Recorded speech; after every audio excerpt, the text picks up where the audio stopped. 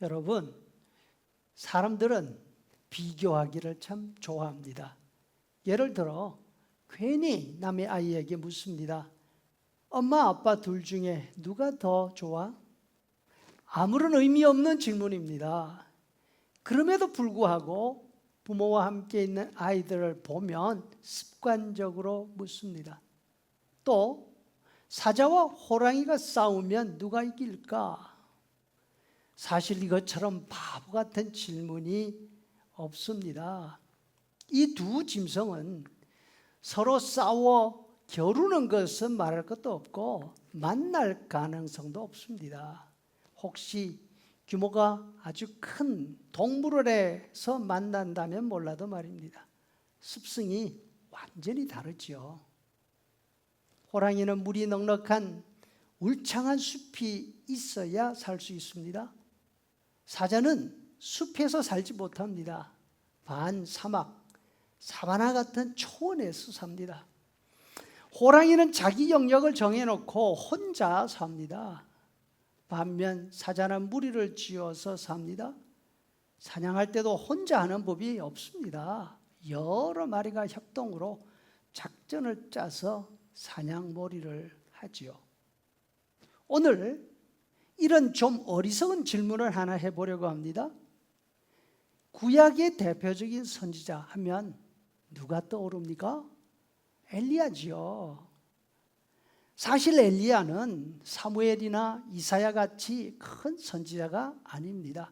오랜 기간 동안 사역한 것도 아닙니다. 그런데도 우리가 위대한 선지자 하면 엘리야를 기억하는 이유는 그에게 있던 초자연적인 능력 때문이죠. 부러워서.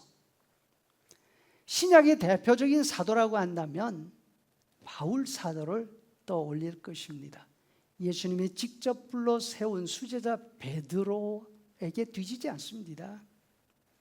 바울 자신의 말처럼 고린도전서 15장 10절 모든 사도보다 내가 더 많이 수고하였다 하지 않습니까? 그렇다면 여기에 어리석은 질문이 있습니다. 구약의 엘리야와 신약의 바울, 이 두 믿음의 영혼 가운데 누가 더 위대합니까?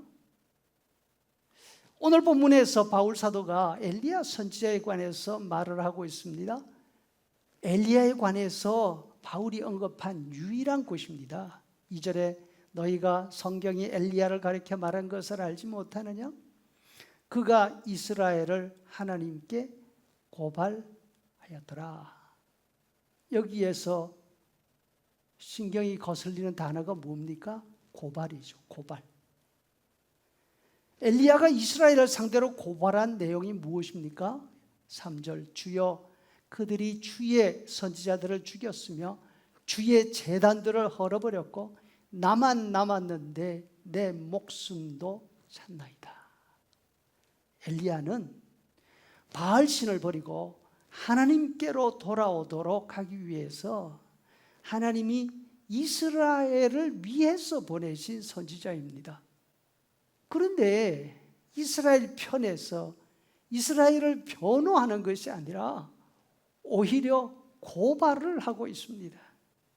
하나님, 이 사람들 정말 안 됩니다. 가망이 없어요. 내 앞에 선지자들을 다 죽였을 뿐 아니라 이제 나까지 죽이겠다고 눈을 시퍼렇게 뜨고 찾고 있습니다. 가만두시면 안 돼요. 바울 사도도 똑같은 어려움을 유대인들에게서 겪었습니다.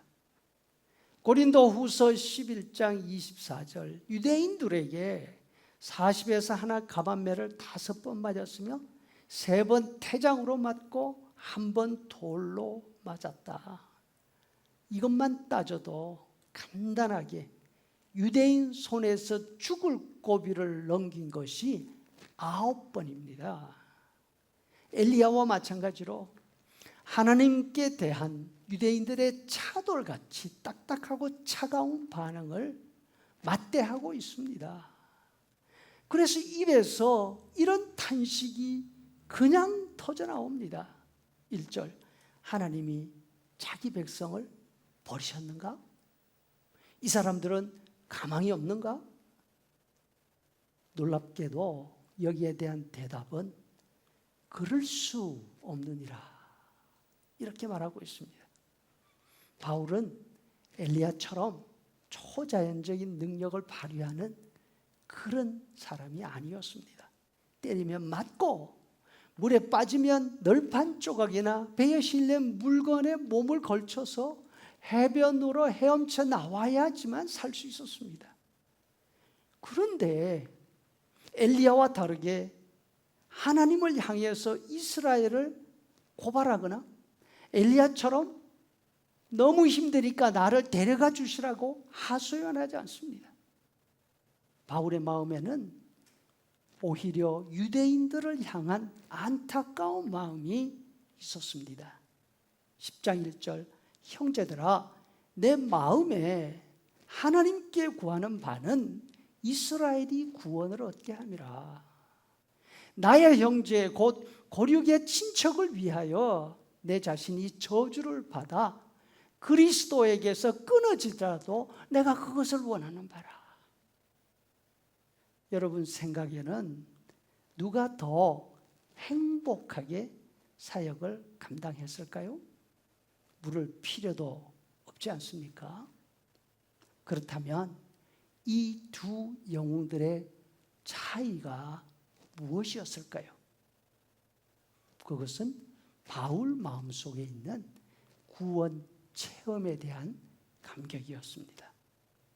디모데전서 1장 15절 미쁘다 모든 사람이 받을 만한 이 말이요 그리스도 예수께서 죄인을 구하시려고 세상에 임하셨다 하였도다. 죄인 중에 내가 괴순이라.